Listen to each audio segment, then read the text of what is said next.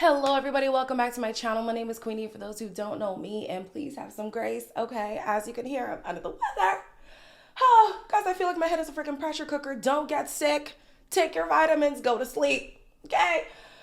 We're reviewing Love Island Games Season 2, Episodes 13 and 14. Before I get into it, please make sure to like this video, subscribe and hit the bell, and leave a comment down below. So Episode 13 starts with Garby and Kendall reveling in their win. I'm not going to lie to you guys, no matter how much I see them kiss, I'm just not buying it. And I'm so glad that Episode 14 ended the way that it did because, sweetie, let me not jump the gun, okay? Then we have Johnny, who's still feeling bad that his actions in part led to Andreina going home, and Gabby is now having questions about his feelings. You just came in at such a fucking crazy time. I know. I'm sorry. Genuinely. Andreina said that you had said that everything was real, that it would be different, and that on the outside. I don't know what that means. All my intentions were pure. That's what I was trying to tell her. And if it would have worked, it would have worked. I know that it's hard for you walking in here like this. I'm gonna make my own decision on you. It's a lot. Now, Gabby, I know you're not fronting as if you really are romantically interested in this man. The fact that she keeps bringing up everyone's concerns about Johnny lets me know that alarm bells are ringing for her when it comes to him. I think because they are both seasoned in Love Island, this is both of their third time, right? They are aware of what this is. This is literally a fun time and not a long time. So if you want to soak up the attention, that's cool. But Gabby, I know you know better than to invest in somebody like Johnny. Johnny is Casey on steroids, and I'm not insinuating that he's on steroids. But I'm saying if you thought Casey was a mess, Johnny will show you pepper. Nicola and Casey say that they're going to let their connection naturally develop, and they're going to see where things go. Nowhere. Things are going nowhere. Okay, speaking of things going nowhere, Justine and Ty. I want to trust you, but you don't make it easy. I still want to kiss him, man. Doesn't feel good, does it? It doesn't feel good. We're trying to one-up each other. Is that our relationship? Small things. I've only done one thing wrong. I had to do what I had to do for myself, which was selfish. I'm genuinely sorry that I hurt you. That won't happen again. Not him asking if he's still on a kissing ban, as if he wasn't the one revoking privileges and throwing a tantrum not too long ago. Anyways, homegirl folded, and I was like, I'll be so honest with you guys, I'm losing faith that this is just a game for her. Like, I'm losing faith that she's clocking Tyreek's tea and she's just using him for the sake of staying in the game. It feels like she's drinking the Kool-Aid. It feels like it. I'll be so honest. He apologizes for, what did he apologize for? Doing her dirty in the way that he did, and he promises that he's never going to do that again. And then they kiss. Like, kiss. Justine, I've been fervently praying that, you playing this man, but it feels like that's not the case. So the Bombshells and their partners are the team captains for the next challenge. Johnny and Gabby choose Ty, Andrea, Toby, Lucinda, and Zay. And then Nicola and Casey's team chose Josh, Justine, Kendall, Garby, and Sydney. So everyone is running the challenge in pairs, except for one person on either team, because it's teams of 7. They have to run it alone. So that's going to be Lucinda and Sydney, and their time is going to be doubled to the overall score. As a fan of Candy Crush, I loved the set of this game. The first round went to Casey and Nicola. Garby and Kendall were ahead, but they lost to Johnny and Gabby. Toby and Tyreek ran the challenge together, which was interesting at the beginning, but it definitely paid off. And Lucinda and Sydney were neck and neck, but Sydney was struggling to blow up her balloon at the end bit there. Toby and Tyreek were the overall winners, and honestly, you could kind of argue that they had an unfair advantage because it's 2 guys. That's just me. And then the team that won was Gabby and Johnny's team. No surprise, that team was stacked, okay?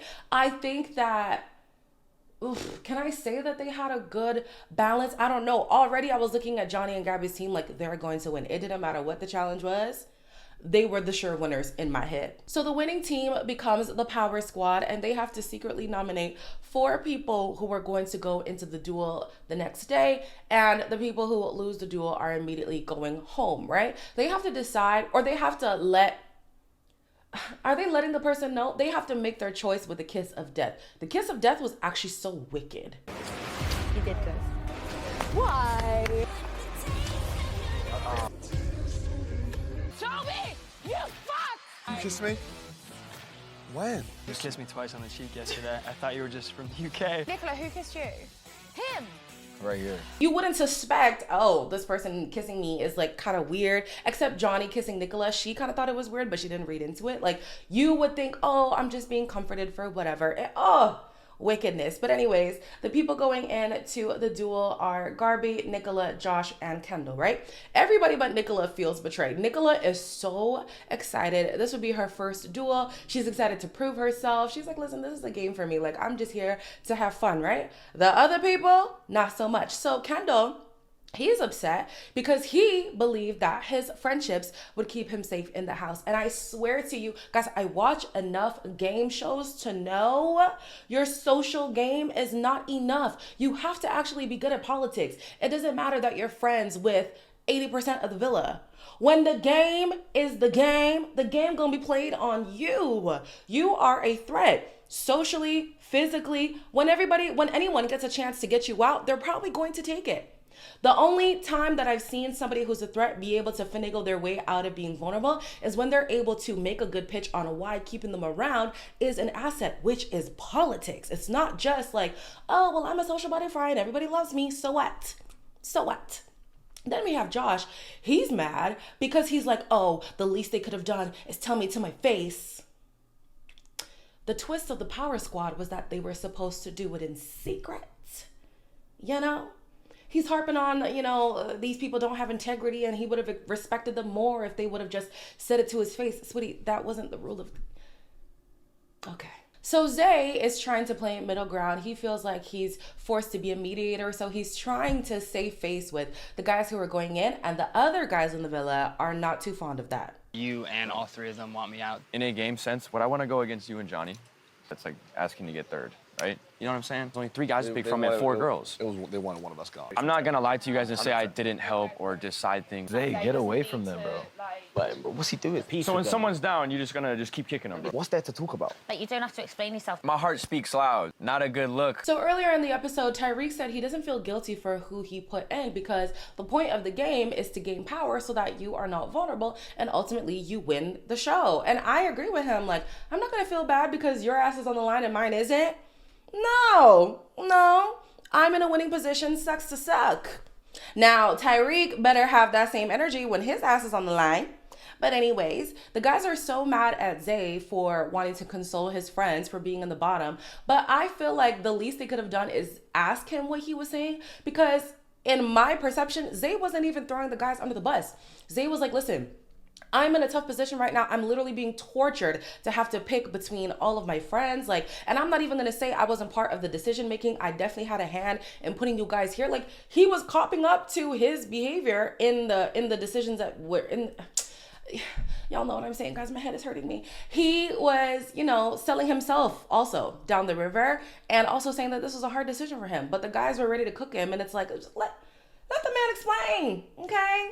Anyways, we have Nicola, who is so excited about the duel that she's practicing a few times with Justine so that she can perform the best. And honestly, that's a good strategy on Justine, because you want Nicola to win these duels so that in the end you go against her. We know that Nicola is not going to fare well against Justine. So good on Justine to be like, yeah, girl, let me pump you up. I hope you do well. I hope you win, because I'm going to beat you at the end. Josh and Andrea talk about him being up for going into the duel, and he's now questioning if she even wants him around. I was so happy to be safe and just spend the night with you. I don't know if you've realized my energy changed last night. Yeah. In my head, knowing this information, and I couldn't tell you. They're not threatened by Casey. It's like, you're their biggest threat. So where do we stand? What do you mean, where do we stand? Like, do you want me here? Obviously. I started with you and I want to finish it with you. There's that chip on Josh's shoulder again. I'm thinking she was clearly outnumbered. You know that. And you know the girls will probably have more sway on who they would want to go in compared to who the guys would want to go in. Like, let's be so for real. But also, Justine called this a few episodes ago. The guys are running the game and the girls are not really stepping up so that their game isn't in jeopardy. You know what I'm saying? Like, yes, the trio is going to dictate things because the villa has basically allowed the trio to dictate things, right? For a second, I thought Andrea was gonna say, if you leave, I'm going to go with you. And I was thinking, not again. I mean, at least this time around, she would be the one deciding if she wanted to leave. But I was like, Andrea, don't come with me. Don't come to me with the BS again. Please, we've already been down this road with you before. At the duel, before it even begins, the guys are still duking it out over the decision to send in Kendall and Josh. I think it's pretty clear here, you know, what's going on. Johnny, Tyreek, Toby have kind of divided. Are you guys a little trio? I wouldn't say a trio, to be honest. I think Zay's in it too. You don't think that you're going to be the first one on the chopping block? I don't let it get in your head, bro. I love him, but obviously, at the end of the day, we are here to win. It's funny because he keeps saying, oh, I want to run the final, I want to run the final, which if you watch the challenge, you know that that is challenge lingo. You don't even run a final in Love Island. It's just a series of challenges, right? So on the challenge, a lot of people get thrown into the eliminations to prove themselves. And you got to prove yourself, sweetie. You want to run the final so bad. This is a part of it. It's a part of the show. So like, yeah, you're upset. I get it. But the game is the game, right? Then you have him trying to get into Zay's head being like, oh, don't you know that you're going to be the next one cut? I'm sure he knows. We all know. We all know that when push comes to shove, Toby, Tyreek, and Johnny are going to favor each other before they favor anybody else. And Zay is aware. But Zay is so aware that he is trying to play the middle ground just in case the power does shift, right? That's his game. I can't really say what Josh's game is right now, except winning the duels, winning the challenges. And then Toby, Tyreek, and Johnny's game is having a strong alliance. Everybody has their game, and it's valid in their own way, right? Then you have Lucinda, who was pissing me off because she's been saying in the last few episodes, oh, don't talk about my friends like that. Why would you talk about my friends? They're all my friends, my friends. This is a game. Love Island games for $250,000.